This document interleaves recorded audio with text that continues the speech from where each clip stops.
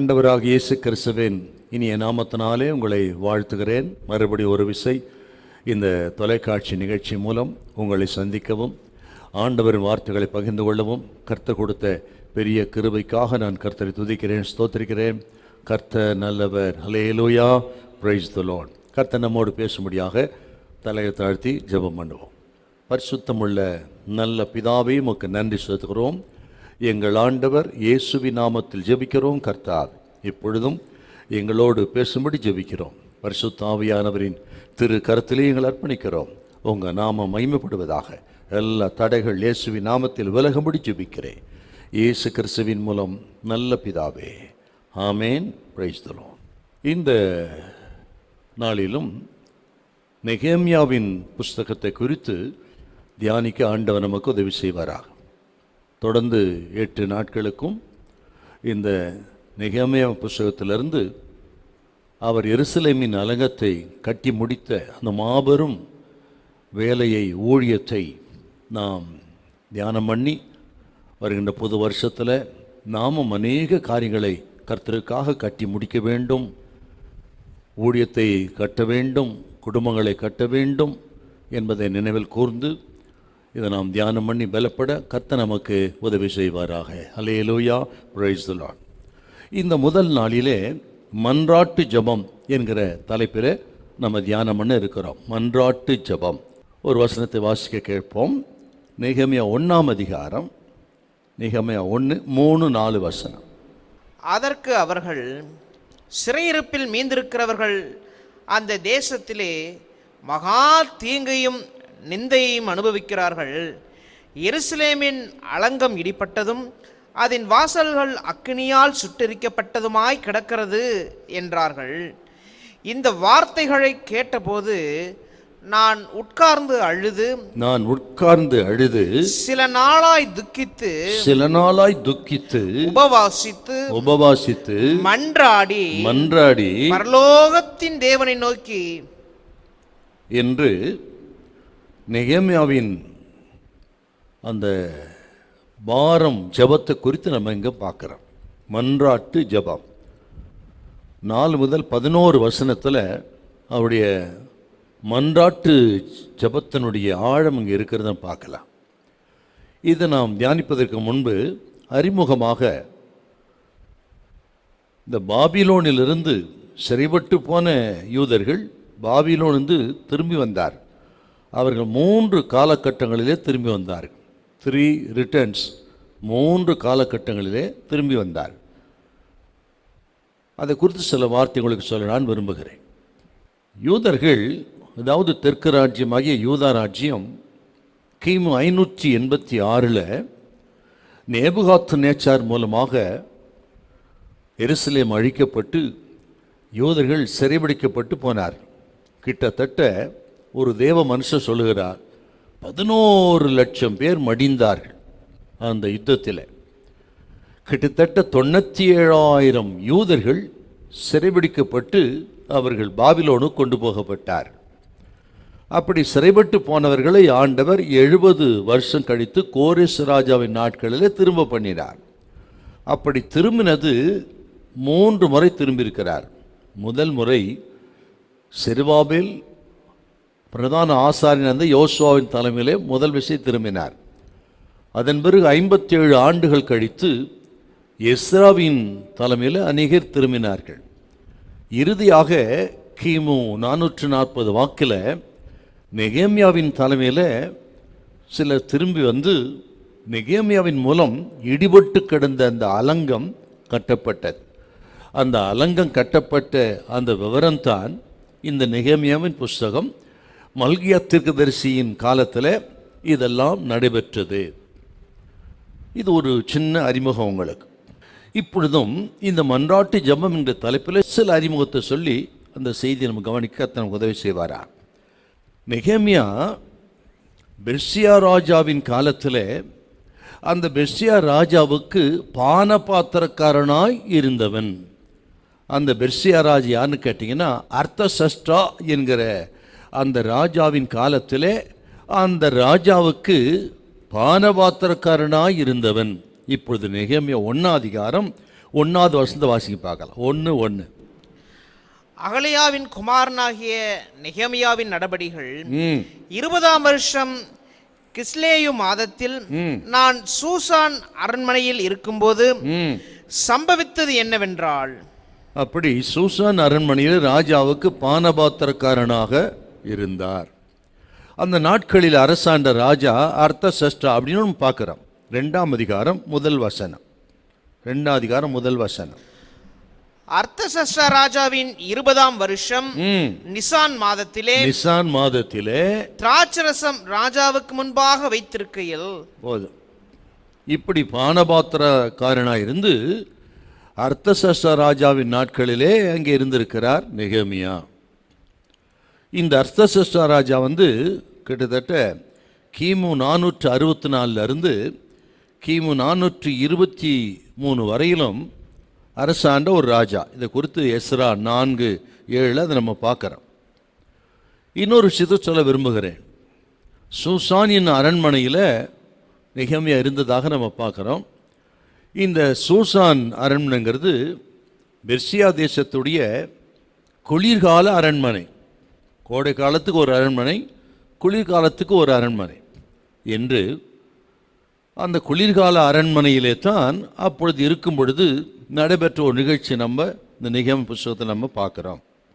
குறிப்பாக எஸ்தர் 1:2, தானியேல் 8:1 நீங்கள் அதை குறித்து வைத்து தியானம் பண்ணி பாருங்கள். இந்த நெகேமியா என்று சொன்னால் அதுக்கு என்ன அர்த்தம்னா, யெகோவா ஆறுதலாக இருக்கிறார் அப்படின்னு அர்த்தங்க. அல்லது யெகோவா என் ஆறுதல் அப்படின்னு அர்த்தம். த லார்ட் ஹஸ் கம்ஃபோர்டட் அப்படின்னு அர்த்தங்க. யெகோவா எனக்கு ஆறுதலாக இருக்கிறார், யெகோவா என் ஆறுதல் அப்படிங்கிறது நெகேமியா என்கிற இந்த பெயருக்கு அர்த்தம். அவர் ஒரு பானபாத்திரக்காரன் சொன்னேன்.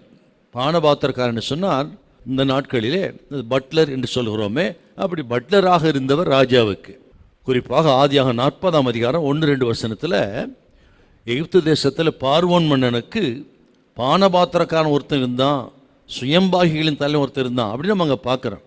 அப்படிப்பட்ட ஒரு பொறுப்பில் இருந்தவர் தான் இந்த நெகேமியா.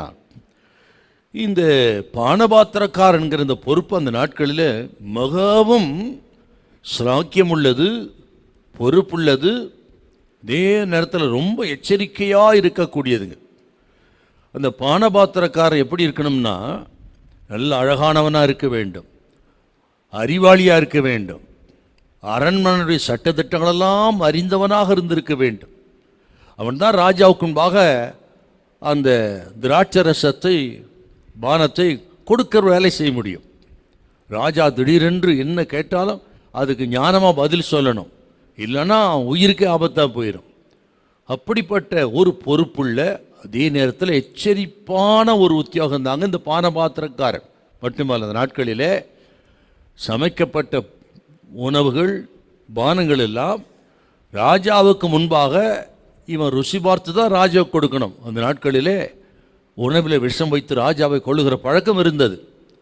ஆகவே அதற்கு எச்சரிக்கையாக இந்த பானபாத்திரக்காரன் முதல்ல ராஜாவுக்கு முன்பாக சாப்பிட்டு குடித்து தான் அது ராஜாவுக்கு கொடுக்கணும். என்றால் எவ்வளோ மிக முக்கியமான பொறுப்பார், ராஜாவோடு மிக நெருக்கமாக இருக்கக்கூடியவன் இந்த பானபாத்திரக்காரன்.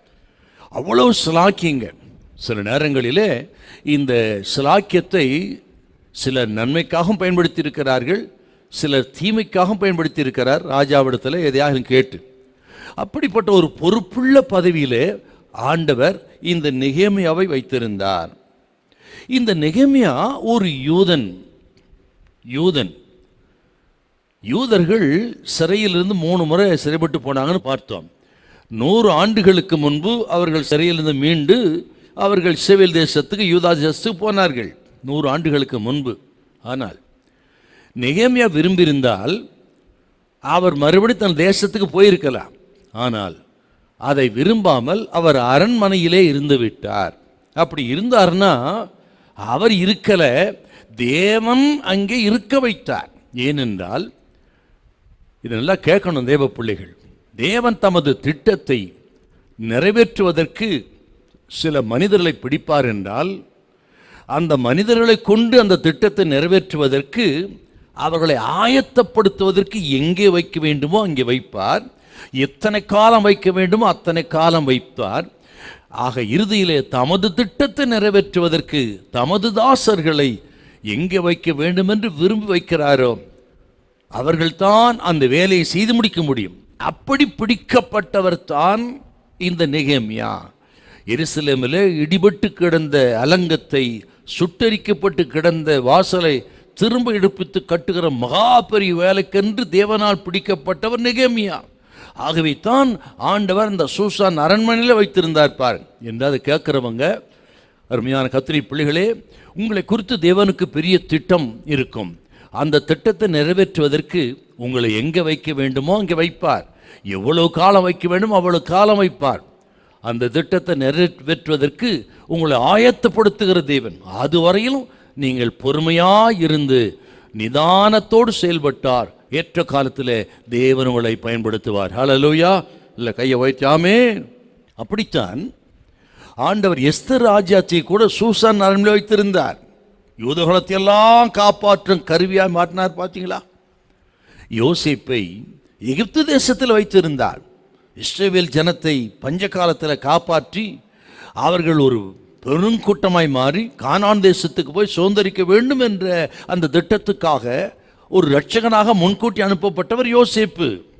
ஏன் தானியேலை பாருங்கள், பாபிலோன் மாகாணத்திலே தானியேலை வைத்திருந்தார், அந்த மாகாணத்துக்கே சுவிசேஷத்தை அறிவிக்கும்படி.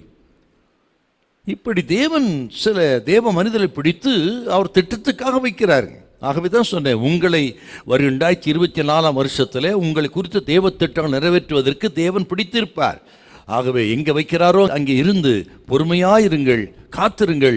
ஏற்ற நேரத்தில் பயன்படுத்துவார், உங்கள் குடும்பத்தை ஆசீர்வதிப்பார். கர்த்தர் உங்களை கைவிட மாட்டார். ஹல்லேலூயா. Praise the Lord. இதை நீங்கள் ஒரு அறிமுகமாக வைத்து இதிலிருந்து 3 குறிப்புகளை நாம் தியானம் பண்ண இருக்கிறோம். முதல் குறிப்பு நெகேமியாவின் பாரம். நெகேமியாவின் பாரம். நெகேமியா 1 அதிகாரம் 4வது வசனம். இந்த வார்த்தைகளை கேட்டபோது நான் உட்கார்ந்து அழுது சில நாளாய் துக்கித்து உபவாசித்து மன்றாடி பரலோகத்தின் தேவனை நோக்கி. நெகேமியா அந்த சூசான் அரண்மனையில் இருக்கிறார். அப்பொழுது வழக்கமாக நடக்கிற ஒரு நிகழ்ச்சி என்னன்னா, யூதாவிலிருந்து, அதாவது எருசலேமிலிருந்து அநேகர் வருவார்கள் போவார். இது வழக்கம். அவரிடத்துல சுக செய்தியை விசாரிப்பதும் வழக்கமாக இருந்தது. அப்படித்தான் ஒரு விசை சில மனிதர்கள் யூதாவிலிருந்து வந்தார்கள். அவர்களிடத்தில் நெகேமியா அந்த சுக செய்தியை விசாரித்தார். அப்படி விசாரிக்கும் பொழுது அவர் சொன்ன செய்தித்தான் நெகேமியாவை அதிகமாய் பாதித்தது. வாசிங்க பார்க்கலாம் 2வது வசனம். என் சகோதரரில் ஒருவனாகிய ஆனானியும் வேறே சில மனுஷரும் யூதாவிலிருந்து வந்தார்கள்.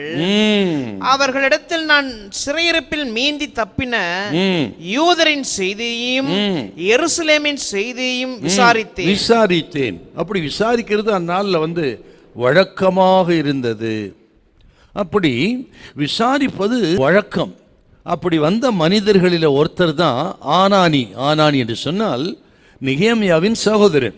பின்னாளிலே இந்த ஆனானியை நெகேமியா உயர்ந்த பதவிகளை வைத்தான் என்றும் பார்க்கிறோம். நீங்கள் 7ஆம் அதிகாரம் 2வது வசனம் அந்த குறிப்பு இருக்கிறது. இப்படி விசாரிக்கும் பொழுது அவர் கேட்ட அந்த செய்தித்தான் நெகேமியாவின் இருதயத்தை உடைத்து விட்டது. என்ன சொன்னாங்க? 3வது வசனம். அதற்கு அவர்கள், சிறையிருப்பில் மீந்திருக்கிறவர்கள் அந்த தேசத்திலே மகா தீங்கையும் நிந்தையும் அனுபவிக்கிறார்கள். எருசலேமின் அலங்கம் இடிப்பட்டதும் அதன் வாசல்கள் அக்னியால் சுட்டரிக்கப்பட்டதுமாய் கிடக்கிறது என்றார். இந்த செய்தித்தான் நெகேமியாவின் இருதயத்தை உடைத்து சுக்குநூறாக்கி விட்டது. பொதுவாகவே உண்மையான தேச பக்தர்கள், தேவனை நேசிக்கிறவர்கள் என்றால் கண்டிப்பாக தங்கள் தேசத்தை, அந்நிய தேசத்தில் இருந்தாலும் தங்கள் தேசத்தை குறித்து விசாரிப்பார்கள். தேசத்திலே தேவனுடைய ஆளுகை எப்படி இருக்கிறது, தேவ மனிதர்கள் எப்படி இருக்கிறார்கள், ஜனங்களினுடைய பரிசுத்த நிலைமை எப்படி இருக்கிறது என்று விசாரிப்பதுதான் உண்மையான தேச பக்தனுடைய அது காரியமாக இருக்கிறது. அதாங்க தேவ மனிதர்களுக்கு அடையாளம். விசாரிக்க பாருங்க, எருசலேம் எப்படி இருக்குது, ஆக மனுஷங்களாம் எப்படி இருக்காங்க விசாரிக்கிறார். அப்படி விசாரிக்க காரணம் தேவன் மேல் வைத்த அந்த அன்பு, தேசத்தின் மேல் வைத்த அன்பு.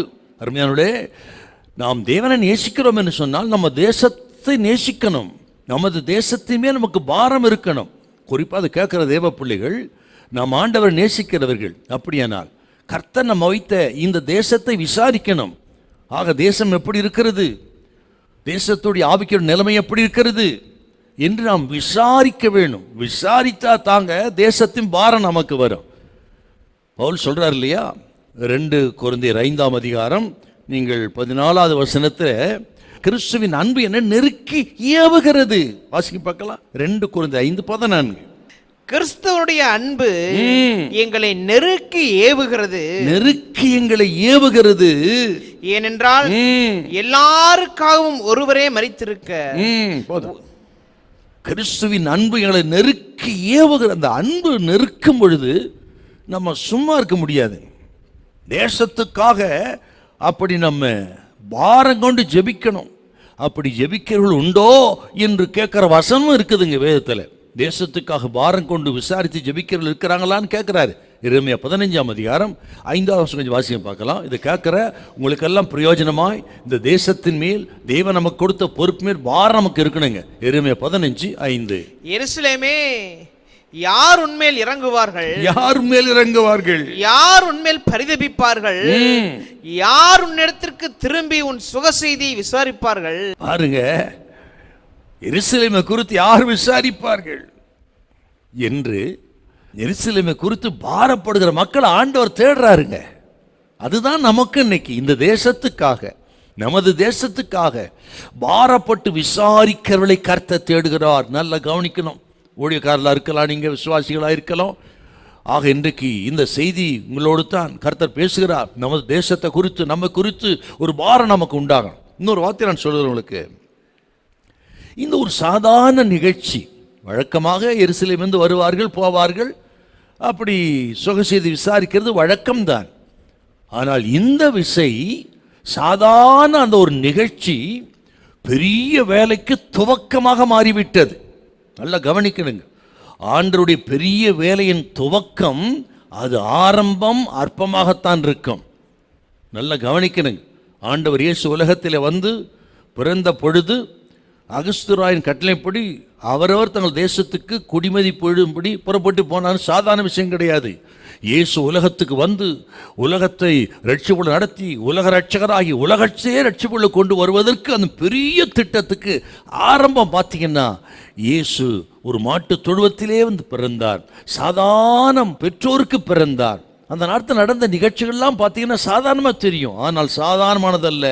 பெரிய வேலைக்கு, பெரிய திட்டத்துக்கு அவை ஆரம்பம். ஆகவே தான் சொல்கிறேன், நம்ம வாழ்க்கையில் எதையுமே அற்பமாக நினைக்கக்கூடாது. நீங்கள் ஒரு சாதாரண நிகழ்ச்சி தான், ஆனால் பெரிய வேலைக்கான ஒரு திட்டம் இங்கே தான் ஆரம்பமாகிறது. இதை கேட்குற கத்திரி பிள்ளைகளே, யாருக்கு தெரியுங்க 2024 உங்களை குறித்து தேவனுக்கு பெரிய திட்டம் இருக்கும். அந்த திட்டத்தை ஆண்டவர் நிறைவேற்றுவதற்கு சாதாரண ஒரு காரியமாக இருக்கலாம், சாதாரண ஒரு சம்பாஷணை, சாதாரண ஒரு நிகழ்ச்சி, சாதாரண ஒரு பார்வை, இவைகள் மூலமே ஒரு பெரிய திட்டம் துவங்கலாம். நீங்கள் எப்போ ஆயத்தமாக இருக்கணும். கர்த்தர் சொல்கிறார் இன்னைக்கு, சோத்திரம், தேவன் நம்மை பயன்படுத்துவதற்கு ஆயத்தமாக இருக்கிறா. அப்படியானால் நீங்களும் நானும் கூட எப்பொழுதும் ஆயத்தமாக இருக்கணும். எந்த விஷயத்தை உன்னிப்பாக கவனிக்கணும். அற்பமாய் நினைக்காதிருங்கள், ஆயத்தமாயிருங்கள். ஆயத்தமாக இருக்கிறவர்களை கொண்டு தான் கர்த்தர் பெரிய காரியங்களை செய்வார். Hallelujah, praise the Lord. மோசே தன்னுடைய ஆடுகளை வழக்கமாக மேய்த்து கொண்டிருந்த ஒரு நாள் தேவன் அவரை சந்தித்து ஊழித்து அழைத்தார். யாத்திராகமம் 3ஆம் அதிகாரத்தில் 1-4 வருஷம் அதை நம்ம பார்க்குறோம். சாதாரண வேலை வழக்கமாக செய்வது போல் வழக்கமாக இருந்தபோது தான் ஒரு நாள் தேவ பர்வதத்தில் அழைப்பை பெற்றார் இல்லையா. கிதியோன் நியாயாதிபதிகள் 6ஆம் அதிகாரம் 11-12 வாசித்து பார்த்தீங்கன்னா, வழக்கமாக போரடிக்கிறது போல தானியத்தை கொண்டு வந்து களத்தில் போட்டு போரடிக்கிற வேலை வழக்கமாக செய்கிறது போல செய்யும் பொழுதுதான் தூதனானவர் தோன்றி பராக்கிரமசாலியை கர்த்தர் உன்னோடு இருக்கிறா என்று அழைப்பு கொடுத்தார். அது வாசிக்கலாமா? நியாயாதிபதிகள் 6, 11, 12. அதற்கு பின்பு கர்த்தருடைய தூதனானவர் வந்து அபேசியரனான யோவாசின் ஊராகிய ஓப்ராவில் இருக்கும் ஒரு கர்வாலி மரத்தின் கீழ் உட்கார்ந்தார். அப்பொழுது அவனுடைய குமாரன் கிதியோன் கோதுமையை மீதியானியரின் கைக்கு தப்புவிக்கிறதற்காக ஆழைக்கு சமீபமாய் அதை போரடித்தான். கர்த்தருடைய தூதனானவர் அவனுக்கு தரிசனமாகி, பராக்கிரமசாலியே, கர்த்தர் உன்னோட இருக்கிறார். பார்த்தீங்களா? அதுதாங்க கிதியோனின் அழைப்பு. கிதியோனை கொண்டு ஒரே மனுஷனை முறியடிக்கிறது போல மீதியானிய கூட்டம் முழுவதும் முறியடித்தார். அந்த அழைப்பை எங்க பெறுகிறார்னா, சாதாரணமா போரடிக்கிற தன் வேலை செய்கிற ஒரு நேரத்திலே.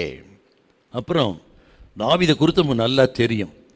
தன் ஆடுகளை வனாந்தரத்தில் மேய்த்து கொண்டிருந்த பொழுது தான் ஒரு நாள் சாமுவேல் அழைப்பு வந்தது. ராஜாவாக அபிஷேகம் பண்ணப்பட்டார் அப்படின்னு 1 சாமுவேல் 16:12 நம்ம வாசிக்கிறோம். அப்புறம் புதிய ஏற்பாட்டு வந்து பாருங்க, பேதுரு, யோவான், யாக்கோபு அவர்கள் சாதாரணமாக மீன் பிடித்து கொண்டிருக்கும் பொழுது தான் ஆண்டவர் அவளை அழைத்து படகை ஆழத்துக்கு தள்ளி கொண்டு போய் என்று சொல்லி வலைகளை போட்டபோது திரளான மீன்களை பிடித்தார். அங்கே தான் தேவன் அவர்களை ஒடித்து அடைத்தார். தாங்கள் சாதாரண வேலைகளை செய்து கொண்டிருந்த பொழுது வழக்கம் போல். ஆகவே தான் சொன்னேன், வழக்கம் போல் நடக்கிற நிகழ்ச்சின்னு இல்லையான்னு எல்லாத்தையும் நினைக்காதீங்க. எப்பொழுது அழைப்பு வரும் நமக்கு தெரியாது. எப்பொழுது தேவனை அழைப்பார் என்று நமக்கு தெரியாது. தேவ திட்டம் எப்பொழுது துவங்கும் என்று நமக்கு தெரியாது. ஆகையினால் இதை கேட்கிற தேவ பிள்ளைகள் எப்பொழுதுமே நீங்கள் ஆயத்தமாக இருக்கணும். அதுதான் ரொம்ப முக்கியம். இன்னொன்று சொல்லுகிறேன், நீங்கள் அவைலபிளாக இருக்கணும். இதோ ஆண்டவருக்கு நான் அடிமை, இதோ நான் இருக்கிறேன் என்று ஆண்டவர் அழைக்கும் பொழுது நீங்கள் புறப்படுகிற, நீங்கள் ஆயத்தமாக இருக்கிறவங்களாகவும் இருக்க வேண்டும். நீங்கள் அவைலபிளாக இருக்கணுங்க. அதுதான் ரொம்ப முக்கியம். அது உங்களோட தான் கர்த்தர் பேசுகிறார். 2024 ஆண்டவர் யாரை கொண்டு என்ன செய்வது தெரியாது. ஆனால் உங்களோடு கர்த்தர் பேசுகிறார். ஆயத்தமாயிருங்கள், அவைலபிளாக இருங்கள், கவனமாயிருங்கள். எந்த சமயத்திலும், நிகழ்ச்சியிலும், சம்பாஷணையிலும் கர்த்தர்களோடு பேச முடியும். ஹல்லேலூயா. பக்தன் டிஎல் மூடியை குறித்து நம்ம எல்லாருக்கும் நல்லா தெரியும். அவர் எப்படி தன்னுடைய முழு நேர ஊழியத்துக்கு வந்து 3 கண்டங்களை அசைக்கக்கூடிய ஒரு பிரபலமான சுவிசேஷம் மாறினார்னா, துவக்கம், ஒரு ஆரம்பங்கிறது ஒரு அற்பமான ஒரு இடம்தான். எப்படி என்றால், ஒரு பிரசங்கியார் பிரசங்கம் பண்றார். சாதாரண ஒரு பிரசங்கியார். இவர் போன ஒரு சாதாரண கூட்டம், சாதாரண கூட்டத்தில் ஒரு சாதாரண பிரசங்கியார் பிரசங்கம் பண்றார். அந்த பிரசங்கத்தின் மத்தியில் அவர் சொல்றாருங்க, தேவனுக்கென்று தன்னை முழுமையாய் அர்ப்பணித்தவர்களை கொண்டு தேவன் செய்த பெரிய காரியத்தை இந்த உலகம் இன்னும் காணவில்லை. இதுதான் அவர் சொன்னது. அந்த சாதாரண பிரசங்கி சாதாரண கூட்டத்தில் மூடி போயிருக்கும் பொழுது சொன்னது, தேவனுக்காக தன்னை முழுமையாக அர்ப்பணித்து கொண்டவர்களை கொண்டு தேவன் செய்த பெரிய காரியங்களை இன்னும் இந்த உலகம் காணவில்லை என்று சொன்னார். அந்த சின்ன ஒரு ஸ்டேட்மெண்ட்டுங்க. அந்த ஸ்டேட்மெண்ட்டை கேட்ட டிஎல் மூடி இருதயத்திலே தான் தொடப்பட்டு, அந்த மனிதனாக நான் ஏன் இருக்கக்கூடாது என்று அன்றைக்கு தன்னை அர்ப்பணித்தார். அதன் விளைவு பாருங்க, எத்தனை பெரிய சுவிசேஷகர், பரிசுத்தவான் உலகத்துக்கு கிடைத்தார். ஆகவே தான் சொல்லுகிறேன், ஒரு சிறிய பிரசங்கமாக இருக்கலாம், சின்ன ஜெபக்கூட்டமாக கூட இருக்கலாம், ஆராதனையாக இருக்கலாம், எதுவோ ஆயத்தமாக இருங்கள். கர்த்தர் நிச்சயமாக உங்களுக்கு அழைப்பு வரும், பயன்படுத்துவார். கர்த்தருடைய வேலை உங்கள் மூலம் செயல்படும் பொழுது எத்தனை ஆச்சரியம். ஹல்லேலூயா, பிரைஸ் தி லார்ட். அப்புறம் மன்றாட்டு ஜெபம் பார்த்தோம். அவர் எப்படி ஜெபம் பண்றாரு பாருங்க. மறுபடியும் 4வது வாசிங்க பார்க்கலாம். நெகேமியா 1:4. இந்த வார்த்தைகளை கேட்டபோது நான் உட்கார்ந்து அழுது சில நாளாய் துக்கித்து உபவாசித்து மன்றாடி பரலோகத்தின் தேவனை நோக்கி நான் உட்கார்ந்து அழுதேன்.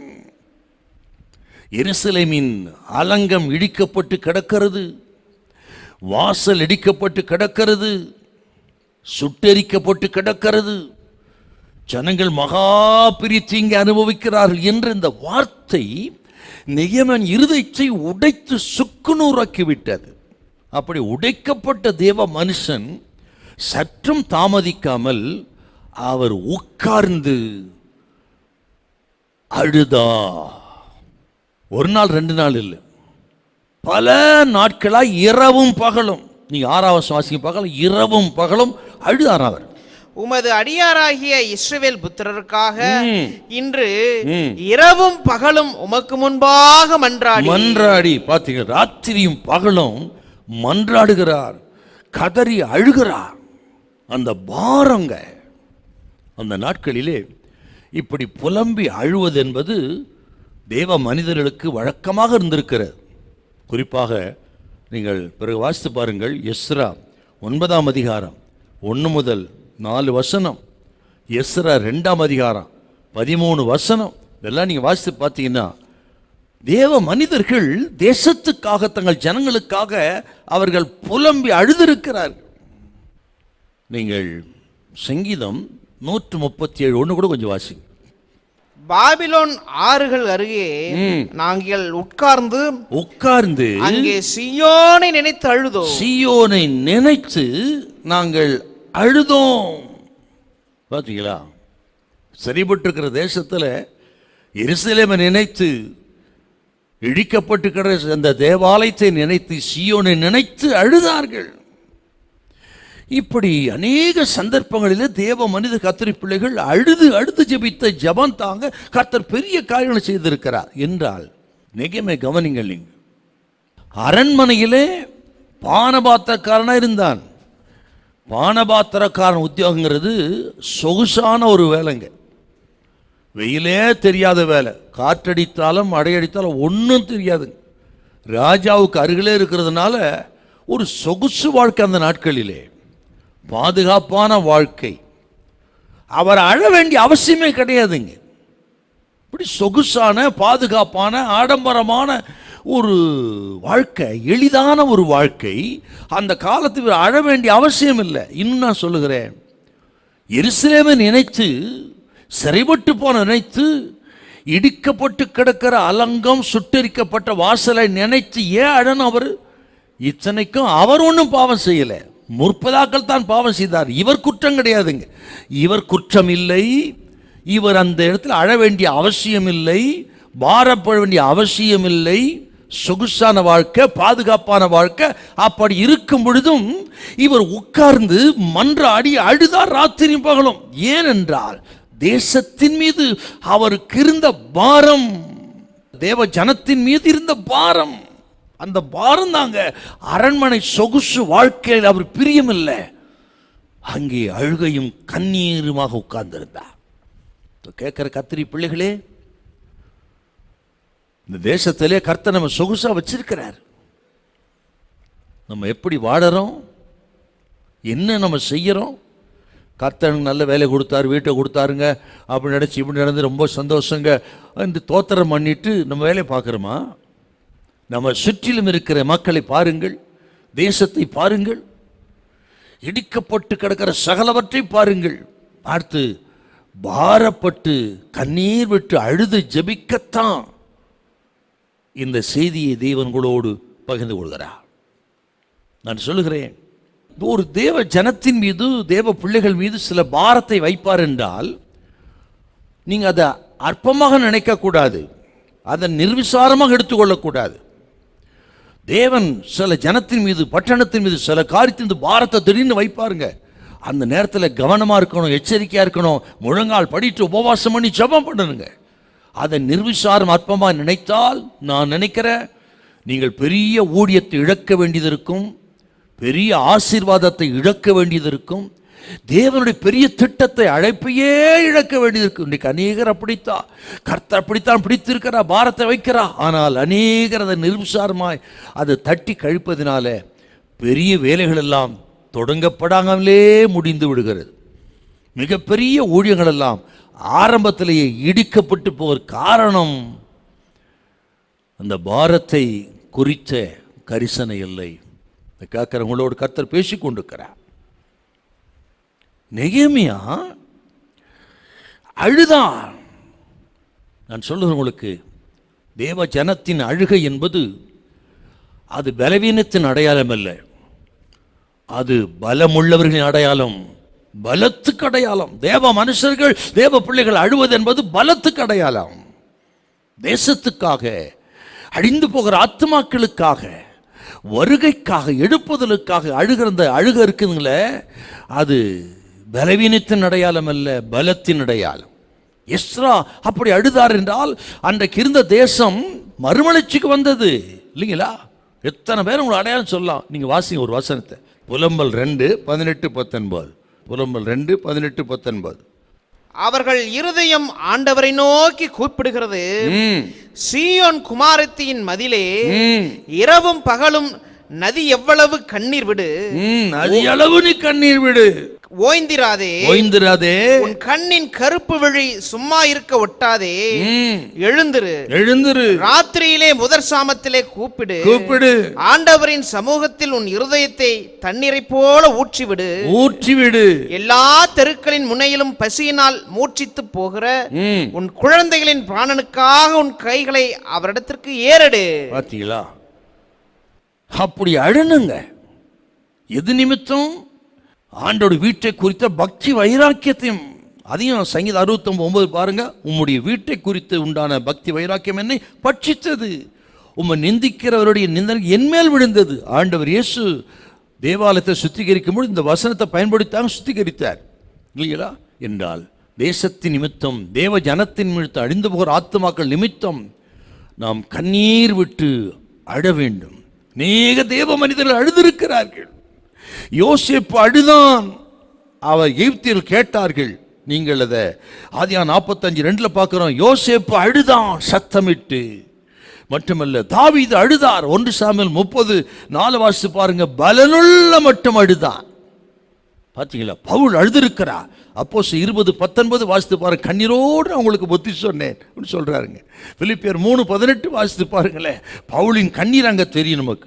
ஆண்டவர் இயேசு எருசலேமை குறித்து, எருசலேமை பார்த்து கண்ணீர் விட்டு எழுதார். லூக்கா சுவிசேஷம் 19:41 கொஞ்சம் வாசிக்கும்படி கேட்டுக்கொள்ள. லூக்கா 19:41 ஆண்டவர் கண்ணீர் விட்டு அழுதார் சார். அழுகை என்பது பலகீனம் அல்ல, கவனிக்கணுங்க. வாசிங்க பார்க்கலாம். அவர் சமீபமாய் வந்தபோது நகரத்தை பார்த்து அதற்காக கண்ணீர் விட்டு அழுதார்.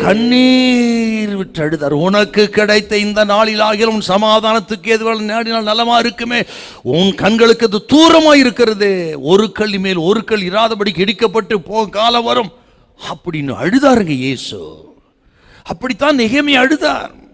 யோசேப்பு அழுதிருக்கிறார், மோசே அழுதிருக்கிறார், தாவீது அழுதிருக்கிறார், பவுலடிகள் அழுதிருக்கிறார் என்றால் இப்படிப்பட்ட அழுகை தேசத்துக்கும் தேவ ஜனத்துக்கும் தேவையா இருக்கிறது. கண்ணீர் விட்டு அழுவோம், உபவாசம் பண்ணி ஜெபம் பண்ணுவோம். தேசத்தை தேவன் அவர் பக்கம் திருப்புவார். ஹல்லேலூயா, பிரைஸ் தி லார்ட். இந்த நெகேமியாவின் புஸ்தகம் ஆரம்பம் அழுகை, முடிவு பார்த்தீங்கன்னா சந்தோஷம். நீங்கள் நெகேமியா 1:3 வாசித்தோம், 1:3 அழுதான்னு. 8:12 வாசித்து பாருங்க, மகிழ்ச்சி. 8:12 வாசிங்க பார்க்கலாம். அப்பொழுது ஜனங்கள் எல்லாரும் தங்களுக்கு அறிவிக்கப்பட்ட வார்த்தைகளை உணர்ந்து கொண்டபடியால் புசித்து குடிக்கவும் பங்குகளை அனுபவிக்கும் மிகுந்த சந்தோஷம் கொண்டாடவும் போனார்கள். சந்தோஷம் கொண்டாடினார். பாத்தீங்களா? ஆரம்பம் அழுகைத்தான், ஆனால் முடிவு பாருங்க, அலங்கத்தெல்லாம் கட்டி முடிச்சு அவ்வளோ சந்தோஷம். அது கேட்கிற உங்களை பார்த்து கர்த்தர் இன்னைக்கு அழுது கொண்டிருக்கீங்களா? ஸ்தோத்திரம். உங்கள் முடிவு சந்தோஷமா இருக்கும். சங்கீதம் 30:5 சொல்லுகிறது, சாயங்காலத்தில் அழுகை தங்கும், விடியற் காலத்திலே களிப்புண்டாகும். தேவனுக்காக அழுகிற, தேவ ஜனத்துக்காக அழுகிற, ரட்சிப்புக்காக அழுகிற, எழுப்புதலுக்காக அழுகிற ஸ்தோத்திரம். உங்களுக்கு ஒரு விடியற் காலம் உண்டு, மகிழ்ச்சி உண்டு, சந்தோஷம் உண்டு. உங்க ஜெபம் கேட்கப்படும். ஸ்தோத்திரம். உங்கள் முழங்கால்களுக்கு பதிலை கர்த்தர் தருவார். தேசத்துக்கும் தருவார், உங்கள் குடும்பத்துக்கும் தருவார். ஒரு நாள் உங்கள் ஜெபம் வீணாய் போறதில்லை. ஹல்லேலூயா, பிரைஸ் தி லார்ட். பாத்தீங்களா? நெகேமியாவின் பாரம்.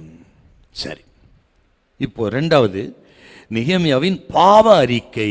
நெகேமியாவின் பாவ அறிக்கை 1 அதிகாரம் 6-7 வசனம்.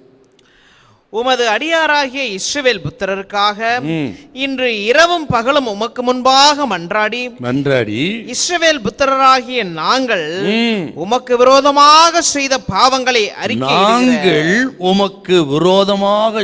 பாவங்களை அறிக்கையிடுகிற அடியேனுடைய ஜெபத்தை கேட்கிறதற்கு உம்முடைய செவி கவனித்தும் உம்முடைய கண்கள் திறந்தும் இருப்பதாக நானும் என் தகப்பன் வீட்டாரும் பாவம் பாவம் செய்தோம். நாங்கள் உமக்கு முன்பாக மிகவும் கெட்டவர்களாய் நடந்தோம். நீர் உம்முடைய தாசனாகிய மோசேக்கு கற்பித்த கற்பனைகளையும் கட்டளைகளையும் நியாயங்களையும் கைக்கொள்ளாதே போனோம். நெகேமியாவின் பாவ அறிக்கை ஜெபம். அவர் எப்படி பாவ அறிக்கை செய்றார் பாருங்க. அதுல வார்த்தை திரும்ப திரும்ப வரும். நாங்கள் உமக்கு விரோதமாய் செய்த பாவங்கள், நாங்கள் உமக்கு முன்பாக கெட்டவர்களாய் நடந்தோம், நியாயங்களை கட்டளை கை கொள்ளாமலே போனோம். நாங்கள் இவர் பாவம் செஞ்சாரு. ஆனால் இவர் பாவம் செய்யாமல் போனாலும் பாவம் செய்தவர் முற்பிதாக்கள். அதன் விளைவித்தான் சிறைப்பட்டு போனார்கள். அது நிமித்தம் தான் எருசலேம் இடிக்கப்பட்டது, வாசல் சுட்டரிக்கப்பட்டது, அலங்கம் இடிக்கப்பட்டது. காரணம் நெகேமியா இல்ல, நெகேமியின் பாவம் அல்ல, முற்பிதாக்களின் பாவம். ஆகிலும் அவர்களோடு தன்னையும் சேர்த்து கொண்டு பாவரிக்கை செய்கிறார். அதாங்க ஜெபிக்கிற தேவ மக்களுக்கு இருக்கிறதான அடையாளம். தான் பாவம் செய்யாமல் போனாலும் பாவம் செய்து அதனால் பாதிக்கப்பட்ட தேசத்துக்காக தன்னையும் சேர்த்து கொண்டு நாங்கள் பாவம் செய்தோம் என்று சொல்லி ஜெபித்த அந்த சுயநலமில்லாத ஜெபம், ஜெப வீரர்களின் அடையாளம் இது. தேசத்துக்காக பாரப்படுகிற ஜனங்களின் அடையாளம் இது. நீ கேட்கிற கத்திரி பிள்ளைகளே, தேசம் எப்படி என்னாலும் போகட்டும், யாருக்கோ என்ன நடக்கட்டும், நமக்கு என்ன என்று இல்லைங்க. தன்னையும் சேர்த்து கொண்டு அழுது ஜெபித்தார். இந்த ஜெபத்தை நீங்க பல இடத்துல நீங்க பார்க்கலாம். குறிப்பாக தானியேல் 9ஆம் அதிகாரம் 4-6 வசனத்தை நம்ம பார்க்கிறோம். கிட்டத்தட்ட 100 வருஷத்துக்கு முன்பு தானியேல் இதை போல தேவ ஜனத்தோடு தன்னை சேர்த்து கொண்டு பாவரிக்கை செய்த ஜெபம். அப்புறம் எஸ்ராவும் அப்படி ஜெபம் பண்ணாருங்க. எஸ்ரா 9ஆம் அதிகாரம் 6-15 வசனத்துல தன்னையும் சேர்த்து கொண்டு நாங்கள் பாவம் செய்தோம் என்று ஜெபித்தார். எல்லாத்துக்கும் மேல தன் ஜனத்துக்காக பாவ அறிக்கை செய்து மன்றாடி ஜெபித்த மோசேயின் ஜெபம் ஆச்சரியமானதுங்க. மோசே எத்தனை பெரிய தேவ மனுஷையா.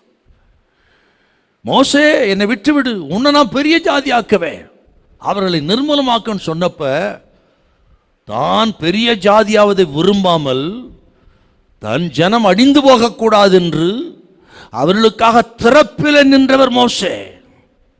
நீங்கள் இந்த வருஷம் வாசித்தாவ தெரியும் உங்களுக்கு. யாத்திராகமம் 32 கொஞ்சம் வாசியும் பார்க்கலாம். ஆகிலும் தேவரீர் அவர்கள் பாவத்தை மன்னித்தருளுவீரானால் மன்னித்தருளும், இல்லாவிட்டால் நீர் எழுதின உம்முடைய புஸ்தகத்திலிருந்து என் பேரை கிறுக்கி போடும். ஆண்டவரே, தான் உயர விரும்பவில்லை. கவனிக்கணும், ஜெபிக்கிற தேவ மக்கள் அடையாளத்தை சொல்றேன் உங்களுக்கு. ஆண்டவரே சொல்றா, உன்னை உயர்த்தணும்பா, உன்னை ஒரு பெரிய ஜாதி ஆக்குறேன். அதை அவர் விரும்பவில்லை. தான் உயர்வதை விரும்பவில்லை. தன் சகோதரர்கள் அழிந்து போவதில் அந்த அழிவிலே தான் உயர்த்தப்படுவதை விரும்பவில்லை. மட்டுமல்ல, அவர்களுக்காக தன்னை கர்த்தரின் புஸ்தகத்திலே இருந்து தம் பேரை கிறுக்கப்பட்டு போனாலும் பரவாயில்ல, என் ஜனம் வாழ வேண்டும், என் ஜனங்கள் பாவ மன்னிப்பை பெற வேண்டும் என்று மன்றாடின ஜெபம். ஆண்டவர் இயேசு ஜெபம் பண்ணாரே, கெத்செமனேல எதுக்கு சார் ஜெபம் பண்ணாருங்க? அவர் பாவத்துக்கா? பாவம் அறியாதவர், பாவம் இல்லாதவர், பாவம் செய்யாத மகா பரிசுத்தம் உள்ள தெய்வம், குற்றமற்றவர், மாசற்றவர், பாவிகளுக்கு விலகிற தெய்வம். ஏன் ஜெபம் பண்ணார்? பிதாவே, இந்த பாத்திரம் என்ன விட்டு நீங்க கூடுமானால் நீங்க வெடிச்சையும் ஆகிய சித்தத்தின்படி அல்ல முது சித்தத்தின்படி ஆக கடவுது. யாருக்காக ஜெபம் பண்ணார்? பிதாவே, இவர்களுக்கு மன்னியும், தாங்கள் செய்கிறது இன்னதென்று அறியாது இருக்கிறார்களே. யாருக்காக? அவருக்காக இல்லை. அவர் பாவம் இல்லாத பரிசுத்த தெய்வம். பாவிகளுக்காக, அழிந்து போகிற ஆத்துமாக்களுக்காக கிபி 70 தீர்த்தராயன் வந்து எருசலேமை நிர்மூலமாக்கி அழிய போகிறார்களே என்று அந்த அழிவை நினைத்து இயேசு அழுதார். அவர்களுக்காக ஜெபம் பண்ணார் என்றால், இதெல்லாம் நம்ம வாசிக்கிறோம்னா, தேவ ஜனம் இப்படி தமது ஜனத்துக்காக நெகேமியா போல அழுது ஜெபிக்கிற ஜெபம். அவருக்காக இல்லை, தன் ஜனத்துக்காக, இடிக்கப்பட்டு கிடக்கிற அலங்கத்துக்காக, மகாபிரி தீங்கை அனுபவிக்கிற தன் ஜனம் மீட்கப்பட வேண்டும் என்பதற்காக அழுது ஜெபித்த ஜெபம். சரி, நீங்கள் குறிப்பாக அந்த நெகேமியா புஸ்தகத்தை பார்த்தீங்கன்னா திரும்ப திரும்ப ஜெபத்தை குறித்து நிறைய வருங்க. நெகேமியா ஜெபம் ஆச்சரியமானது. திரும்ப திரும்ப பார்த்தீங்கன்னா ஜெபம்னே வரும். இன்னும் சொல்கிறேன், 1:4 நெகேமியா புஸ்தகம் துவக்கமும் ஜெபம், முடிவும் ஜெபந்தான். 13:31 வாசித்து பாருங்க. 13:31 மாட்டு கடைசி பதி வாசிங்களேன். என் தேவனே, எனக்கு நன்மையுண்டாக என்னை நினைத்தருளும். எனக்கு நன்மையுண்டாக என்னை நினைத்தருளும்னு சொல்லி தான் முடிப்பார். நெகேமியா 1:4 அழுது ஜெபம் பண்ணார் பார்க்குறோம். 13:31 அவர் என்னை நினைத்தருளும்னு சொல்லி ஜெபம் பண்ணார். ஜெபம் எவ்வளோ முக்கியங்க. வேத புஸ்தகத்தின் முதல் புஸ்தகம் ஜெபத்தில் தான் ஆரம்பிக்கிறது, கடைசி புஸ்தகம் ஜெபத்தில் தான் முடிவடைகிறது. ஆதியாகமம் 4 கடைசி வாசித்து பாருங்க. ஜனங்கள் கர்த்தர் நாமத்தை தொழுது கொள்ள ஆரம்பித்தார். அப்படி ஆரம்பிக்கும். நீங்கள் வெளிப்படுத்தின விசேஷம் 22 கடைசி வாசித்து பாருங்க. கர்த்தராகிய இயேசுவே வார், 2 ஜெபந்தான். ஆகவே தான் வேத புத்தகம் ஆரம்பிப்பதும் ஜெபம், முடிவதும் ஜெபம் என்றால் ஜெபம் எவ்வளோ முக்கியம் நமது வாழ்க்கையில். நெகேமியா புஸ்தகம் முழுவதும் நீங்கள் பார்க்கலாம். குறிப்பாக குறிப்பெடுக்கிறவர்கள் நீங்கள் தெரிஞ்சுக்கலாம். 2:4, 4:4, 4:9, 5:19, 6:9, 6:14, 9:5, 13:14, 13:22, 13:29, 13:31 எல்லாம் பாருங்க ஜெபம் ஜெபம் ஜெபம். அந்த ஜெபம் தாங்க அலங்கத்தையே கட்டி முடிக்க வைத்தது. நீங்கள் இப்போ ஜெபம் பண்ணா உங்கள் குடும்பத்தை கட்டுவார். இதெல்லாம் இடிக்கப்பட்டு கிடக்கு அத்தனையும் கட்டி முடிப்பார். தேவை ஜெபம். அதில் குறிப்பாக ஒரு ஜெபத்தை பார்த்தீங்கன்னா 3 குறிப்பு ரொம்ப முக்கியங்க ஒரு ஜெபத்தில். 1, மற்றவர்களுக்காக ஜெபித்த ஜெபம் இல்லையா, அதான் 1:4. மற்றவர்களுக்காக மன்றாடி ஜெபித்த, பரிந்து பேசுகிற ஜெபம். அப்புறம் தேவனை யார் என்று ஜெபித்த ஜெபம். இதெல்லாம் ஜெபத்துக்கு ரொம்ப முக்கியங்க. நீங்கள் 5வது வசனம் கொஞ்சம் வாசிக்க பார்க்கலாம். 5வது வசனம். பரலோகத்தின் தேவனாகிய கர்த்தாவே, கர்த்தாவே, உம்மில் அன்பு கூர்ந்து உம்முடைய கற்பனைகளை கை கொள்ளுகிறவர்களுக்கு போதும். பரலோகத்தின் தேவனாகிய கர்த்தாவே, எப்படி ஜெபம் பண்றாரு பாருங்க. தேவனை அறிந்து, அவர் மகத்துவமான பெரிய தேவன், பரலோகத்தின் தேவன் என்று, அவரை பரலோகத்தின் தேவன் என்று தேவனை சரியாய் அறிந்து ஜெபித்தார். அப்புறம் விசுவாசமுள்ள ஜெபம். 1 அதிகாரம் 8:1 வாசி பார்த்தேன். விசுவாசமுள்ள ஜெபம். நம்ம ஜெபிக்கும் பொழுது அப்படி விசுவாசிக்கணும். எபிரேயர் 11:6 ஸ்தோத்திரம், நம்மை தேடுகிறவர்களுக்கு பலன் அளிக்கிறவர் என்று விசுவாசிக்க வேண்டும் அப்படின்னு இருக்குது. அப்படி விசுவாசத்தோடு அவரை சரியாய் அறிந்து ஜெபிக்கிற அந்த ஆழமான ஜெபத்தை 1 அதிகாரத்தை நம்ம பார்க்கலாம். அப்புறம் இன்னும் கூட அந்த ஜெபத்தினுடைய அந்த ஆழத்தை நீ பார்க்கணுன்னா, தேவனை துதித்து பாடி ஜெபம் பண்ணுறாரு. இன்னும் வேலை முடியல, ஆனால் ஜெபிக்கும் பொழுது அவரை துதித்து பாடுறாரு. அப்படியே ஒன்று சொல்லுவேன், நீங்கள் மனசில் வச்சுக்கோங்க. 1, பரலோகத்தின் தேவனேன்னு சொன்னாருங்களா. இந்த பரலோகத்தின் தேவன்ற வார்த்தை நிறைய வருங்க உங்களுக்கு வேதத்தில்.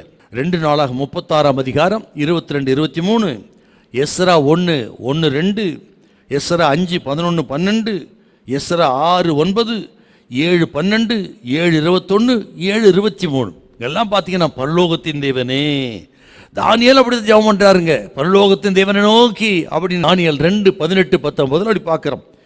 2:44 பார்க்குறோம். நமது ஆண்டவர் இயேசு நமக்கு கற்றுக் கொடுத்த ஜெபமே அதுதானே. பரமனுக்கு எங்கள் பிதாவே, உன் நாமம் பரிசுத்தப்படுவதாக, இல்லையா? அப்படி தானே உங்களுக்கு ஜெபம் ஆரம்பிக்குது. என்று நாம் பரலோகத்தின் தேவனை நன்றாய் அறிந்து நாம் ஜெபித்தால் வேதம் சொல்லுகிறபடி எங்கள் தேவன் பரலோகத்தில் இருக்கிறார், தமக்கு சித்தமான யாவற்றையும் பூமியிலே செய்கிறார் என்று 115 சங்கீதத்தில் சொல்லப்பட்டது போல பரலோகத்தின் தேவன் தமது சித்தம் யாவற்றையும் இந்த பூமியில் உங்களுக்காக செய்வார், உங்கள் குடும்பத்தில் செய்வார், உங்கள் பிள்ளைகளுக்காக செய்வார், உங்கள் சபைக்காக ஊழியத்துக்காக செய்வார்.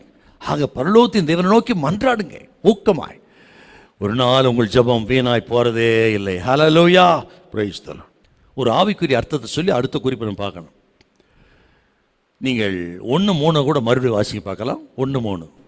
அதற்கு அவர்கள், சிறையிருப்பில் மீந்திருக்கிறவர்கள் அந்த தேசத்திலே மகா தீங்கையும் நிந்தையும் அனுபவிக்கிறார்கள். எருசலேமின் அலங்கம் இடிப்பட்டதும், எருசலேமின் அலங்கம் இடிப்பட்டதும், அதன் வாசல்கள் அக்னியால் சுட்டரிக்கப்பட்டதுமாய் கிடக்கிறது என்றார்கள்.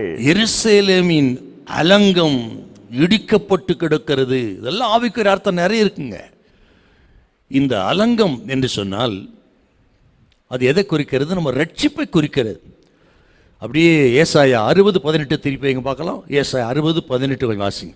இந்த இடிக்கப்பட்ட அலங்கம்ங்கிறது சிதைந்து போன ரட்சிப்பை குறிக்கிறது.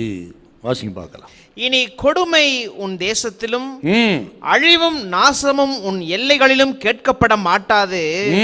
உன் மதில்களை ரட்சிப்பு என்றும், உன் மதில்களை ரட்சிப்பு என்றும். இப்போ மதில் என்று சொன்னால், அலங்கம் என்று சொன்னால் ரட்சிப்பை குறிக்கிறது. இன்றைக்கு அநேக ரட்சிப்பு சேதப்பட்டு கிடக்கிறது. சில சொல்லுகிறார்கள் ரட்சிப்பு இழக்க முடியாது என்று. நிச்சயமாக சொல்கிற ரட்சிப்பை இழக்க முடியும். கர்த்தர் தொடர்ந்து பேசியும் கீழ்ப்படியாமல் போனால், தொடர்ந்து அக்கிரம் பாவத்துக்குள் நிலை கொண்டிருந்தால் ஒரு காலகட்டத்தை ரட்சிப்பை இழக்க வேண்டியது இருக்கும். நமது பெயரை ஜீவபுஷ்டத்தில் கிறுக்கி போடுவோன்னு சொல்றாரே, அதுக்கு பேர் தாங்க ரட்சிப்பை இழக்கிறது. ரட்சிப்பை இழந்தவர்கள் பேர் அங்க இருக்காது. ஆகவே எத்தனையோ பேர் ரட்சிப்பை இழந்திருக்கிறார்கள். ரட்சிப்பு சேதப்படுத்தப்பட்டிருக்கிறது. ஆக இடிந்த மதில் என்று சொன்னால் ரட்சிப்பை இழந்த சேதப்பட்டு போனவர்கள். நான் விசுவாசிக்கிறேன், இதை கேட்கிற ஒருவேளை நீங்கள் ஒரு ரட்சிப்பை இழந்திருக்கலாம், சேதப்படுத்தப்பட்டு ரட்சிக்கப்பட்டு ஜனமனுக்கு அடையாளம் இல்லாமல் வாழ்ந்து கொண்டிருக்கலாம். கர்த்தர் சொல்கிறார், இன்றைக்கு மறுபடியும் திரும்புங்கள், செபியுங்கள், இழந்ததை திரும்ப கொடுத்து உங்களை உயர்த்துகிற தேவன் நம்மோடு இருக்கிறார். ஹல்லேலூயா. இப்போ அலங்கம் என்று சொன்னால் அது ரட்சிப்பை குறிக்கிறது. அப்புறம் வாசல் என்று சொன்னால் துதியை குறிக்கிறது. பிரைஸ், துதியை குறி. அது இப்போ 60:18 வாசிங்க. உன் மதில்களை ரட்சிப்பு என்றும் உன் வாசல்களை துதி என்றும் சொல்லுவாய். உன் வாசல்களை துதி என்றும் சொல்லுவாய். ஆக இந்த வாசல் என்பது துதி. வாசல் சொன்னால் ஒலிமுக வாசல் சொல்லுவார் வேதத்தில். ஒரு பட்டணத்துக்கான நுழைவாயில். வாசல் சுட்டரிக்கப்பட்டு கிடக்கிறதுன்னு சொன்னால் அநேகருடைய துதி இன்றைக்கு நஷ்டப்பட்டிருக்கிறது. அநேகர் இன்றைக்கு ஆண்டவரை துதிப்பதை, ஆராதிப்பதை, பாடுவதை இழந்திருக்கிறார்கள். அநேகர் இன்றைக்கு முறுமுறுத்து கொண்டிருக்கிறார். கர்த்தர் எனக்கு மிகுந்த கசப்பை கட்டளையிட்டார், ஆகவே என்னை நகோமி என்று சொல்லாதிருங்கள், மாறாள் என்று சொல்லுங்கள் என்று நகோமி கர்த்தரை கசந்து கொண்டது போல இன்னைக்கு அநேகர் சில காரியங்கள் நடக்காததுனால, மாறாய் நடக்கிறதுனால, ஜெபம் கேட்கப்படாதனால தேவனையே கசந்து கொண்டிருக்கிறார். அவர்கள் இன்றைக்கு துதித்து பாடுவதை இழந்திருக்கிறார். ஒருவேளை நீங்கள் அப்படி இருக்கலாம். என் ஜெபம் கேட்கப்படலை, எல்லாம் மாறா இருக்கிறது, எங்கும் இருளா இருக்கிறதுன்னு சொல்லி இன்றைக்கு மறுபடியும் துதிக்க திரும்புங்கள், துதிங்கள், துதிக்க தொடங்குங்கள்.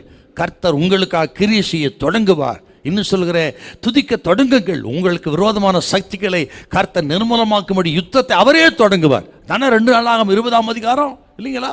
ஆகவே கர்த்தர் சொல்றார், இன்னைக்கு மறுபடியும் துதிக்கு திரும்புங்கள், இழந்ததை திரும்ப பெற்றுக்கொள்ளுங்கள், சோத்திரம் மன்றாடி ஜெபம் பண்ணுங்கள். இழந்ததை கொடுப்பார். மட்டுமல்ல, உங்களை கொண்டு கர்த்தர் செய்கிறார் பயங்கரமா இருக்கும். தேவத்திட்டம் உங்கள் நிறைவேறும், உங்கள் ஜெபம் கேட்கப்படும். ஹல்லேலூயா, பிரைஸ் தி லார்ட். ஆமென். இந்த வாசல் என்று சொன்னால் அது இன்னும் கூட ஒலிமுக வாசலில் தான் நியாயாசனம் இருந்து அன்றைக்கு மூப்பர்கள்லாம் நியாயம் விசாரித்திருக்கிறார். வாசல் சுட்டரிக்கப்பட்டு சொன்னால் இந்த நீதி நியாயங்கள் எல்லாம் கெட்டு கிடக்கிறது. ஆகவே நீதி நியாயங்கள் கெட்டு போகிற நீதி நியாயங்களுக்கெல்லாம் நம்ம ஜெபம் பண்ணணும் அர்த்தங்க. அப்படி ஜெபியுங்கள், நீதியுள்ள நியாயாதிபதி நமது ஜெபத்தை கேட்பார். ஹல்லேலூயா. இப்படிப்பட்ட திறப்பின் வாசலில் நிற்கிற நெகேமியாக்கள் நமக்கு வேணும். அதான் எசேக்கியேல் 22:30 நம்ம எல்லாருக்குமே தெரியும். ஒரு விஷயம் கூட வாசிக்கலாம். 22:30. நான் தேசத்தை அழிக்காதபடிக்கு திறப்பிலே நிற்கவும் சுவரை அடைக்கவும் தக்கதாக ஒரு மனுஷனை தேடினேன், ஒருவனையும் காணேன். திறப்பிலே நிற்கக்கூடிய மனிதர்களை இன்றைக்கு தேடுகிறார். நெகேமியா போல, மோசேயை போல, ஆரோனை போல, அருள்நாதர் இயேசுவை போல இன்றைக்கு திறப்பிலே நிற்கக்கூடியவர்கள் வேணும். அதாவது அந்த அலங்கம் இடிக்கப்பட்டு திறப்பாக இருக்கிறது, அங்கே நின்று பாதுகாக்கக்கூடியவர்கள் வேண்டும். இன்னும் சொல்லப்போனால் அந்த திறப்பாகவே சுவராகவே மாறக்கூடியவர்கள் வேணும் ஆண்டவருக்கு. அப்படிப்பட்ட மனிதரை தேவன் தேடுகிறார். நாம் அப்படி மன்றாடி ஜெபிக்கிற, திறப்பின் வாசலை சுவராகவே மாறிவிடுகிற மக்களாக இருந்து ஜெபித்தால் உங்கள் ஜெபம் கேட்கப்படும். கர்த்தர் ஜெபத்துக்கு பதிலாகவே உங்களையே மாற்றி விடுவார். உங்களையே ஜெபத்துக்கு பதிலாக மாற்றக்கூடிய வல்லவர் நமது ஆண்டவர் இயேசு. நான் என்ன சொல்கிறேன், நீங்கள் மட்டும் அப்படி ஆண்டவருக்காக நம்ம மன்றாடி ஜெபித்தா உங்கள் ஜெபம் நிச்சயமாக கேட்கப்படும். நெகேமியா பாருங்கள், பழைய ஏற்பாட்டு மனிதர் தானே, புதிய ஏற்பாட்டு மனிதர் போல பரிசுத்த அவர்களுக்குள்ள தங்கி இல்லை, வருவார் போவார்.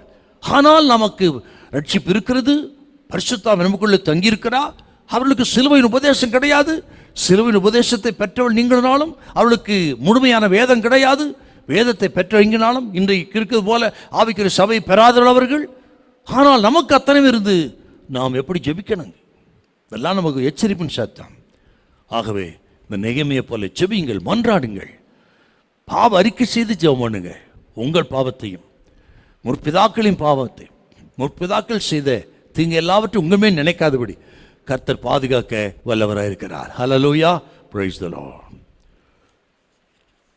நெகேமியாவின் பாவ அறிக்கை ஜெபம் முதல்ல பார்த்தோம். நெகேமியாவின் பாரம் இரண்டாவது, நெகேமியாவின் பாவ அறிக்கை ஜெபம் மூன்றாவது, நெகேமியாவின் ஜெபம் கேட்கப்பட்டது. நெகேமியாவின் ஜெபம் கேட்கப்பட்டது. நெகேமியா 2:8. நெகேமியா 2:8.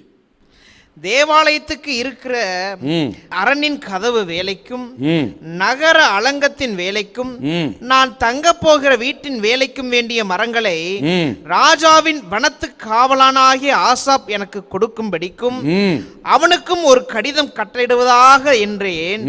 என் தேவனுடைய தயவுள்ள கரம் என் மேல் இருந்தபடியால் ராஜா அவைகளை எனக்கு கட்டளையிட்டார். பாத்தீங்களா, ஆண்டவர் கரம் என்மேல் இருந்தபடியால் ராஜா அவைகளை கட்டளையிட்டார். அற்புதமான ஒரு வார்த்தைங்க. இதில் இன்னொரு வார்த்தை நம்ம மனசில் வைக்கணும். இந்த நெகேமியா புஸ்தகத்தில் நினைத்தருளும், ரிமெம்பர் எங்கள் வார்த்தை திரும்ப திரும்ப வரும். ஜபத்தில் அவர் வைத்தது நினைத்தருளும் கர்த்தாவே. என்ன அருமையான ஒரு ஜபங்க. நீங்கள் நெகேமியா 1:8, 4:14, 5:19, 6:14, 13:14, 13:22, 13:29, 13:31 இதெல்லாம் பாருங்க. என்னை நினைத்தருளும் கர்த்தா. ஜெபிக்கிற மக்களுக்கு இது ஒரு நல்ல ஜெப குறிப்புங்க. இப்படி 1ஆம் அதிகாரத்தில் 4வது வசனம் 4-11 பார்த்தோம்.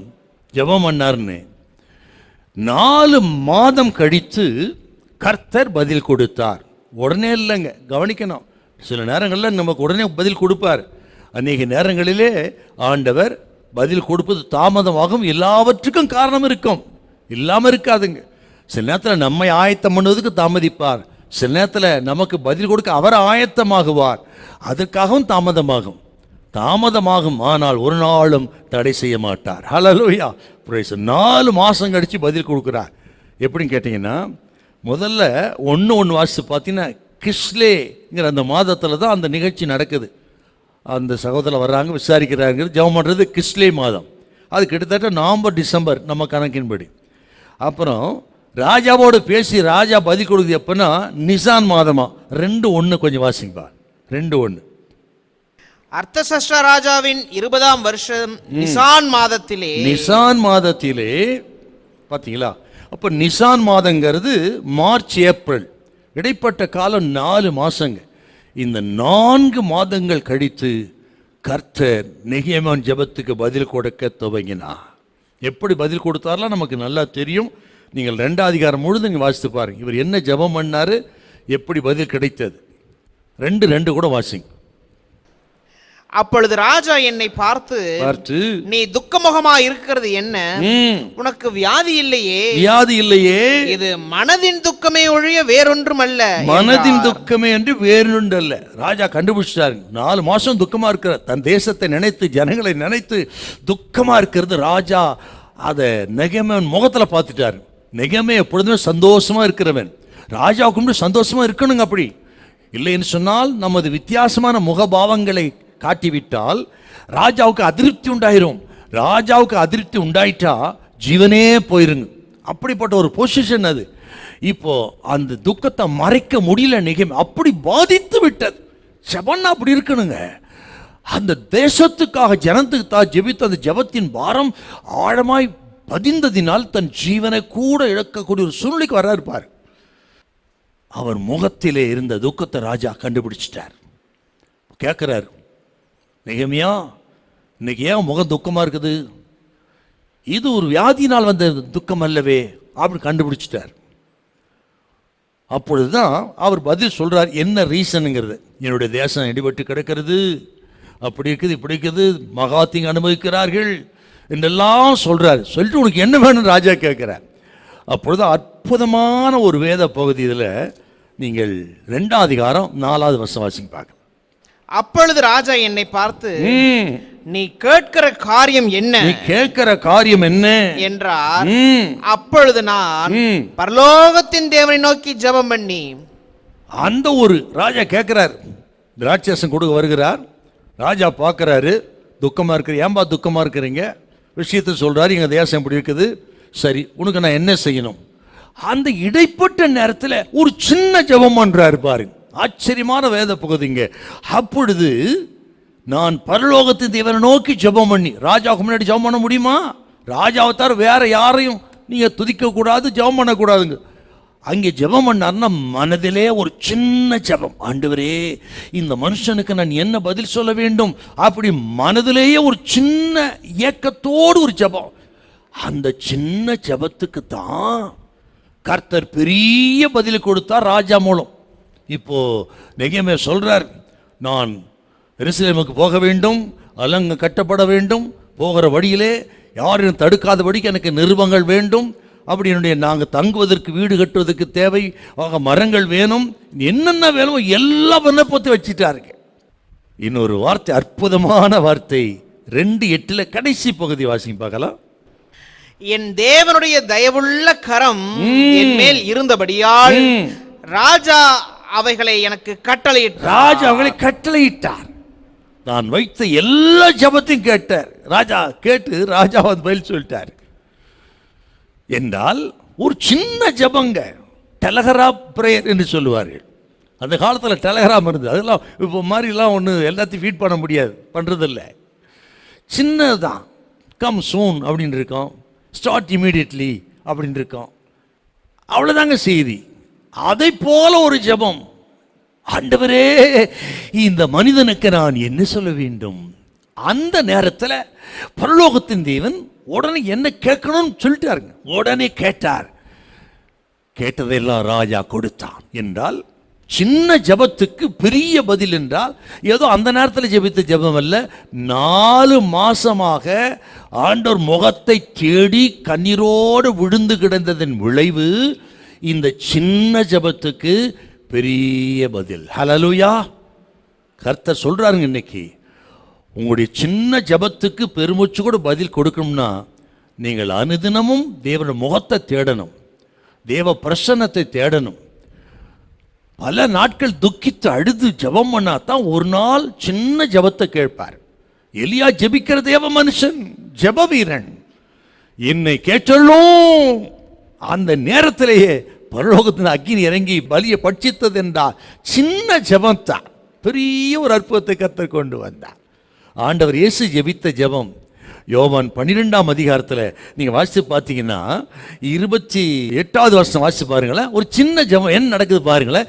இயேசு ஜெபித்த ஒரு சின்ன ஜெபம் உடனே பதில் வருதா இல்லையா பாருங்க. 12:28. பிதாவே உமது நாமத்தை மகிமைப்படுத்தும் என்றார். நாமத்தை மகிமைப்படுத்தும் என்றார். அப்பொழுது மகிமைப்படுத்தினேன் இன்னமும் மகிமைப்படுத்துவேன் என்கிற சத்தம் வானத்திலிருந்து உண்டாயிற்று. இயேசு ஜெபித்தார், பிதாவே மகிமைப்படுத்தும். அவ்வளவுதாங்க. உடனே சத்தம் கேட்கிறது, மகிமைப்படுத்தினேன். பாருங்க, ஒரு சின்ன இயேசு அவர் ஜெப வீரராகவே வாழ்ந்தார். அதிக இருட்டோடு எழுந்து போய் ஜெபம் பண்ணினார், ராமுழுது ஜெபம் பண்ணினார், கெத்செமனேல ஜெபம் பண்ணி, சிலுவையில ஜெபம் பண்ணி, ஜெபமே அவரது வாழ்க்கை. ஆகவே தான் சின்ன ஜெபத்துக்கு பெரிய பதிலை பிதா கொடுத்தார். இன்னைக்கு கர்த்தர் சொல்கிறார், நெகேமியாவுக்கு பதில் கொடுத்தார், எலியாவுக்கு பதில் கொடுத்தார், இயேசுவின் ஜெபத்தை பிதா கேட்டார்னா ஜெப வாழ்க்கை. அப்ப நீங்க உபவாசத்தில் ஜெபத்தில் இருந்து ஜெப வாழ்க்கை இருக்குமானால் உங்க சின்ன ஜெபம் கேட்கப்படும். நான் விசுவாசிக்கிறேன், வெளியே சொல்ல முடியாத வேதனையோடு தவித்து கொண்டிருக்கலாம். உங்க சின்ன பெருமூச்சு, சின்ன ஜெபம் கூட கர்த்தர் நிச்சயமாய் கேட்டு பெரிய பதிலை கொடுப்பார். ஹல்லேலூயா. இன்னொரு விஷயம், நெகேமியா தனக்காக துக்கமா இல்லை, தான் வீட்டுக்காக துக்கமா இல்லை, சுயநலத்துக்காக கிடையாதுங்க. அவரு தேசத்துக்காக, அழிந்து போகிற மக்களுக்காக, இடிக்கப்பட்டு சுட்டரிக்கப்பட்ட அலங்கத்துக்காக, வாசலுக்காக, ஆக தேசத்துக்காக. அதுதான் அந்த துக்கம். அதன் விளைவுதான் பதில். நமக்கு லௌகிக துக்கம் அல்ல, ஆவிக்குரிய துக்கம் இருக்குமானால் உங்க ஜெபம் கேட்கப்படும். சின்ன ஜெபம் பெரிய பதிலை கொண்டு வரும். ஹல்லேலூயா, பிரைஸ் தி லார்ட். இன்னொரு கருத்தை சொல்லி நான் ஜெபிக்க விரும்புகிறேன். இன்னைக்கு ஜெபத்தை நிறைய பேசலாம். 2 வார்த்தை மிக முக்கியம் ஜெபிக்கிறவர்களுக்கு தேவை. என்ன சொல்லி ஜெபம் பண்ணாராம்? 2:5 நீங்க வாசிங்க, அதை மட்டும் வாசிங்க பாக்க. 2:5. ராஜாவை பார்த்து ராஜாவுக்கு சித்தமாயிருந்து அடியனுக்கு உமது சமூகத்தில் தயை கிடைத்ததானால் என் பிதாக்களின் கல்லறைகள் இருக்கும் பட்டணத்தை கட்டும்படி யூதா தேசத்துக்கு நீர் என்னை அனுப்ப வேண்டிக் கொள்ளுகிறேன். என்னை அனுப்பும். அது ஒரு ஜெபத்துல ஒரு முக்கியமான, என்னை அனுப்பும், send me. அப்புறம் 7-8 வருஷம் வாசிச்சு பார்த்தீங்கன்னா, எனக்கு தர வேண்டும், எனக்கு தர வேண்டும், give me, send me. இந்த 2 வார்த்தை ரொம்ப முக்கியங்க. அப்படி நாம் ஜெபிக்கும் பொழுது, தேவனுக்காக, தேசத்துக்காக ஜெபிக்கும் பொழுது ஜெபத்துக்கு பதில் கொடுப்பார். உங்க ஜெபத்துக்கு பதில் கிடைக்கும். தேவ ஜனத்துக்காக கர்த்தர் பேசுகிறார். நீண்ட நாள் ஜெபம் கேட்கப்படும். இப்படி தேவ சித்தன்படி ஜெபம் பண்ணால், என்ன சொல்கிறேன், அவருடைய தயவுள்ள கரத்துக்குள்ளே நீங்கள் இருந்து கொண்டு ஜெபித்தால், யாக்கோபை போல நீங்கள் மன்றாட வேண்டிய அவசியம் இல்லை, போராட வேண்டிய அவசியம் இல்லை. என்னை ஆசீர்வதித்தால் ஒழிய விட மாட்டேன்னு ஆதியாகமம் 32:24 ஜெபம் பண்ணார். பார்த்தீங்களா, 26 வரலாம். அப்படி போராட வேண்டிய அவசியம் இல்லை. என்னை அனுப்போன்னு சொன்ன உடனே ராஜா அதை கொடுத்தான் என்று சொல்ல போல அற்புத பதில் உடனே வரும். ஹல்லேலூயா. நமது ஜெபம் அப்படி இருக்கணும். அப்படிப்பட்ட உங்கள் ஆழமான ஜெபத்தை கர்த்தர் கேட்பாராக, கர்த்தர் பதில் கொடுப்பாராக. ஸ்தோத்திரம். அப்படி ஜெபித்தால் எந்த ராஜாவை இயக்கக்கூடிய வல்லவர் கர்த்தர் இல்லையா? கோரேஸ் ராஜாவின் ஆவி எழுப்பினார், பார்வோனோடு கர்த்தர் பேசினார். மட்டுமல்ல, அகஸ்துராயனுடைய ஆவியை எழுப்பி குடிமதிப்பின் நாட்களிலே குடிமதிப்பு ஜனங்களை ஏவினார். எல்லாண்டவருக்கு அவர் நினைச்ச, அவர் ராஜா இருதயத்தை நிற்காலை மனமாற்றுகிறவர். இன்னைக்கு ஜெபம் பண்ண உங்க ஜெபத்தை கேட்டு யாரோட பேசுவார். ஆக உங்க ஜெபம் கேட்கப்படும். ஆண்டவர் யார் இதயத்தை உடைப்பார், அதிகாரங்களை உடைப்பார். கர்த்தர் ஜெபத்தை கேட்பார். நமது தேவன் சகல அதிகாரத்தை நமக்கு கொடுக்கிறவர். நெகேமியாவுக்கு அதிகாரத்தை கொடுத்து ராஜா அனுப்பினது போல ஆண்டவர் இயேசு நமக்கு அதிகாரத்தை கொடுத்திருக்கிறார். வானத்தில் பூமியில் சகல அதிகாரம் எனக்கு கொடுக்கப்பட்டிருக்கிறது என்று சொன்ன ஆண்டவர், நீங்கள் புறப்பட்டு போங்கள் என்று சொல்லி அனுப்பினவர். அப்படி புறப்பட்டு போனவர்கள் தான் தேசத்தை தலைகடாக்கினார்கள், உலகத்தை கலக்கினார்கள். அந்த அதிகாரம் படித்தவர் கர்த்தர் சொல்வார், ஜெபிக்கிற தேவ மக்களா இருந்தால், உபவாசிக்கிற மக்களா இருந்தால் அந்த அதிகாரத்தை உங்களுக்கு கொடுப்பார். அந்த அதிகாரம் உள்ள ஜெபம் கேட்கப்படும். பயப்படாதீர்கள். ஹல்லேலூயா. 52 நாட்களுக்குள்ளே நெகேமியா புறப்பட்டு வந்து அலங்கத்தை கட்டி முடிக்க கர்த்தர் உதவி செய்தார். உங்களுக்கும் யாவற்றை செய்து முடிக்க கர்த்தர் உதவி செய்வார். ஹல்லேலூயா. Praise the Lord. மற்ற விவரங்கள் எல்லாம் நிகழ்வு புத்தகத்தில் அடுத்த நாட்களில் தியானிக்க உதவி செய்வாராக. கேட்ட தேவ பிள்ளைகளை தேவன் ஆசீர்வாதம் வழங்க ஜெபிக்கிறேன். ஜெபியுங்கள், தேசத்துக்காக மன்றாடுங்கள், உங்கள் ஜெபம் கேட்கப்படும். ஹல்லேலூயா. ஜெபிப்போம். பரிசுத்தமுள்ள நல்ல பிதாவையும் உமக்கு நன்றி செலுத்துகிறோம். நெகேமியாவின் வாழ்க்கையிலிருந்து நாங்கள் அநேக காரியங்களை கற்றுக்கொள்ள உதவி செய்தீர். ஆண்டவர் இதை கேட்கிற மக்கள், தேசத்துக்காக அழிந்து போகிற மக்களுக்காக மன்றாடி ஜெபிக்கக்கூடிய ஜெபாவிய ஊற்றும்படி ஜெபிக்கிறேன். தடைகள் மாறட்டும் இயேசுவின் மூலம் நல்ல பிதாவே, ஆமென்.